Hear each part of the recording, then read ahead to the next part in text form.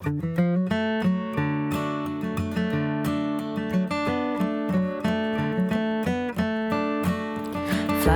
around my pretty little miss, fly around my honey, fly around my pretty little miss. I'll see you next Sunday. Higher up on cherry tree, sweeter grow the cherries. The more you hug and kiss the girl, the sooner she will marry. Fly around my pretty little miss, fly around my honey, fly around my pretty little miss. I'll see you next Sunday. All right, so before we start breaking down the arrangement and walking through all the tablature and so forth, I just want to spend a minute talking about how you should think about using these arrangements. So the approach, the thought process here is that you're the second guitar player, okay? So someone else is playing a solid rhythm, straight ahead, keeping the band moving, and they're saying, hey, Ryan, you are the second guitarist. I want you to do, more fills and ornamentations and licks between the vocal phrases. It's almost like you're a fiddle player or a steel player, and you can kind of color things, and you're playing within the vocal phrases or around them. And that's what I want to get at. So Dave Rawlings, of course, is a very unique player and has very unique sound. And he does a lot of this style of rhythm playing, right? He's almost doing what I call counterpoint. It's a term. And what it essentially means is he's playing a counter melody to the main melody. All right. And he's doing that within his rhythm. So I've taken this tune, Fly Around My Pretty Little Girl. It's only 2 chords. And I've done 3 times through the chord progression. And each time kind of carries its own theme or motif, but it's more of a theme in each progression or each time through. So yeah, we're going to be learning more ornamentations and runs and licks again as the second guitar player and how they fit around the main melody. So let's break it down. So here's the first 4 measures of kind of the first arrangement here. This is what it sounds like. 1, 2, 3, 4.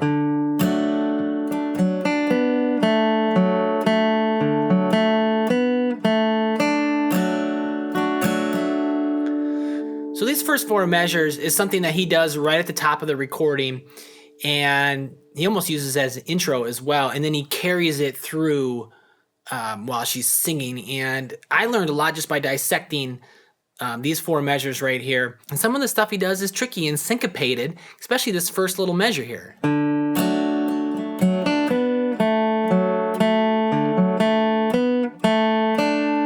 Okay, so in measure 1, we're going to play the low note on the C chord there, 3rd fret A, and then we're going to do a strum, down, down, up, down.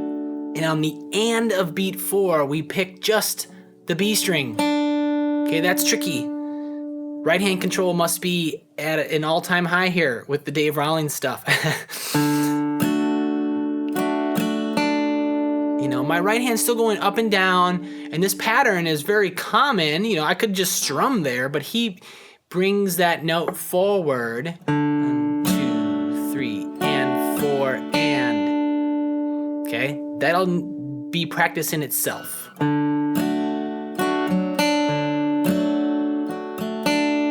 And I will note too that when I'm doing these strums, that when we're breaking it down, I am strumming, and I'll do what's written here.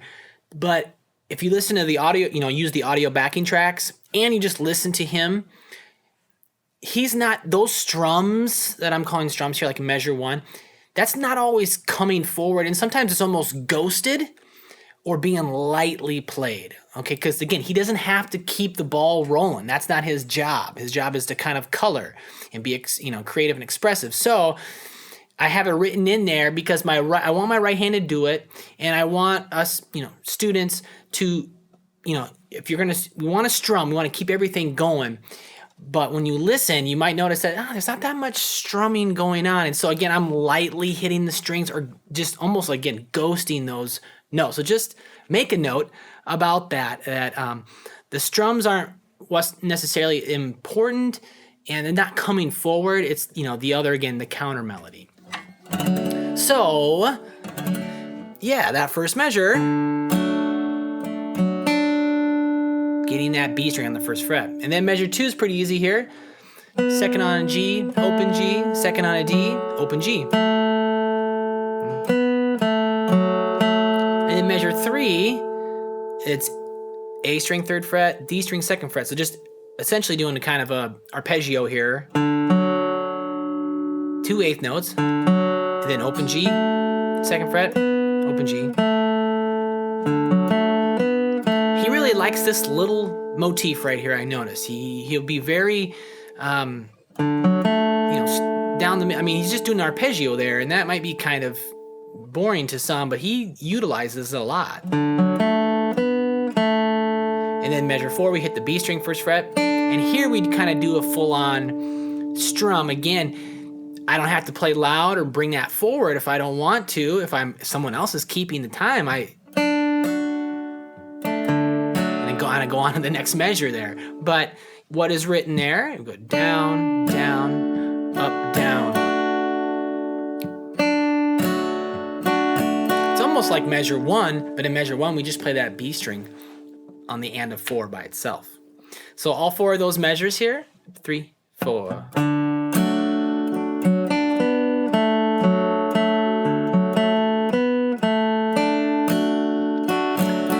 In measure 1, when I do that upstroke on the B string 1st fret there, I want that to try to ring into measure 2. And sometimes I end up clipping it off because it's tricky, but the more I can get things to be connected and ring, he certainly has that approach. And I would think his mindset is to get things to really ring onto the next measures and so forth. So next 4 sound like this. 1, 2, ready, go.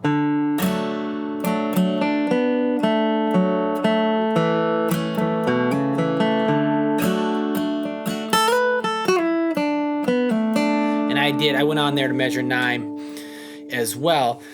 So measure 5, is the same as measure 1. It's the exact same thing going on there. Then measure 6 is the same as measure 2. 2nd fret G, open, 2nd fret D, open G. And then measure 7, we go to a G chord. We're gonna play an open D note. A lot of times, again, Dave, he won't play the root note. When he changes chords, he'll play the 3 or the 5 because someone else is already doing the root. So we got the open D there, then we strum, and then a 0-2 hammer on the A, open D, open G. A little cross picking, kind of, half of a cross picking measure there. That all rings, right? And then measure 8. We land back to the C. We do land on the bass note this time. Then we strum, down, up, and now on the and of 4, kind of like we did in measure 1, but this time we're on the high string, 3rd fret. Okay, and you can use your pinky or your 3rd finger. My pinky is available, so I will probably use my pinky. It's more efficient. But so if I play all 4 of those, and that kind of starts a lick, but let's play all 4 here in context. So 1, 2, ready, go.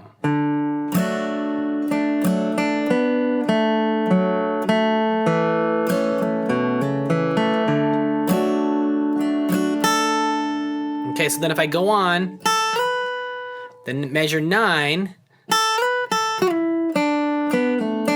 and he does this pretty much exact lick on the recording once or twice, and I've heard him do this exact lick in a few other recordings as well. It must be one of his go-tos, or some variation or permutation of it.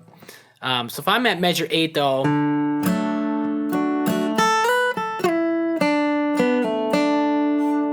so on the and of beat 4, measure 8, I'm on the 3rd fret, I slide to 5, that's a downbeat of measure 9, that's just a slide. And then go back to 3 on the E, and then 5 on the B.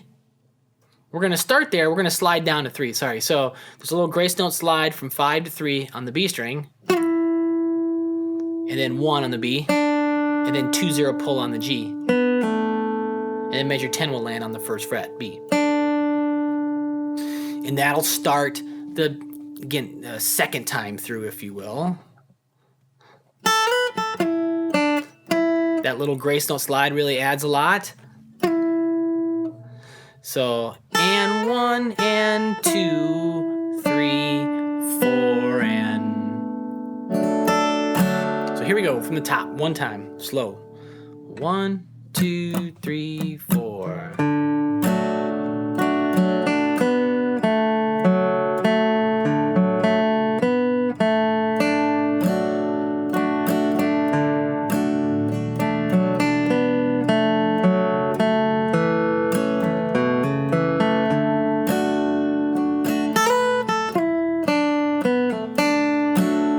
Okay, there it is. So let's move on here when you're ready. Fly away.